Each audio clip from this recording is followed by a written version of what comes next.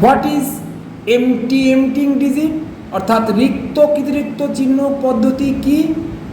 কোনো সারির মধ্যে যেখানে বহুল সংখ্যক সমপদস্থ ধারণার প্রক্ষেপের প্রয়োজন দেখা দেয় সেখানে রঙ্গনাথন গ্রহণ করলেন রিক্ত চিহ্নের সাহায্য অর্থাৎ এমটিং ডিজিট।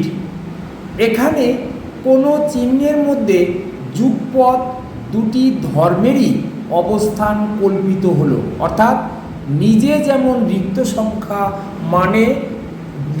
রিক্ত সংখ্যা মানে তেমনি কৃতরিক্তও বটে।